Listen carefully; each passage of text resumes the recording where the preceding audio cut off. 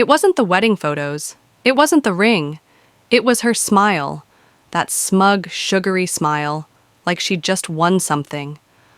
That's what broke me. A week. 1 week after the ink dried on our divorce papers, she married him. Not privately, not quietly. She tagged me in the post. Finally found my forever. I just stared at the screen. White dress. His hand around her waist like he owned something. And I laughed. Not out of pain, but because I recognized the man she married. Daniel Cruz, high school prom king, her first love, her what if from back in the day. He wasn't a stranger. He was a fantasy she never let go of. But I knew who he really was, and more importantly, what he'd become. We were young when we met. She thrived on chaos.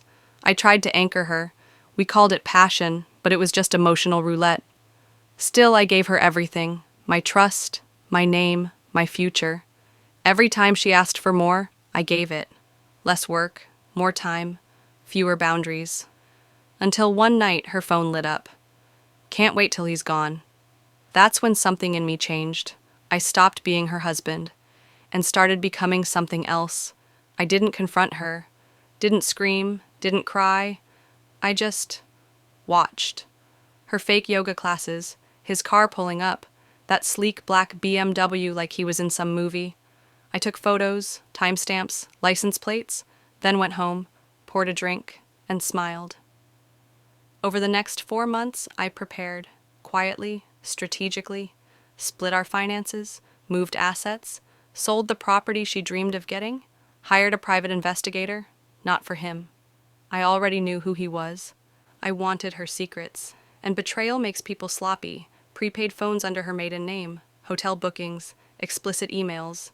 I documented everything, not for court, for control. When she asked for the divorce, I signed immediately, no fight, no emotion. She walked away thinking she won, thinking she'd upgraded, that Daniel was her prize. What she didn't know was that I'd already taken everything else. Daniel was the same old guy, big smile, bigger ego, 2 DU is, a pending fraud charge, a track record of bouncing from women to wallets like a bad check.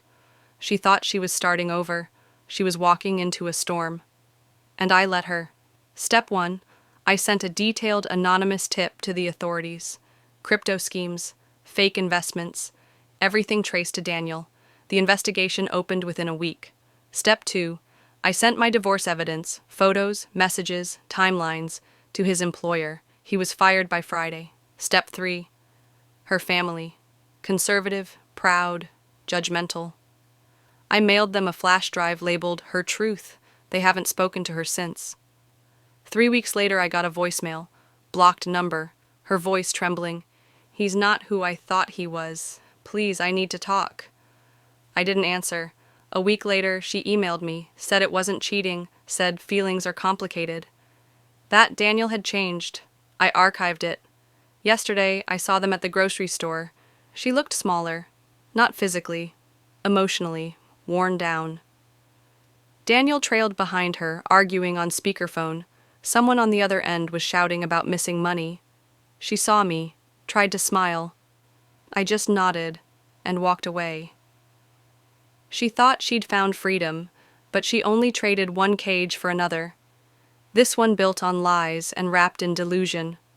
She confused exile for escape, and the man she thought would save her was just the final mistake in a long line of them.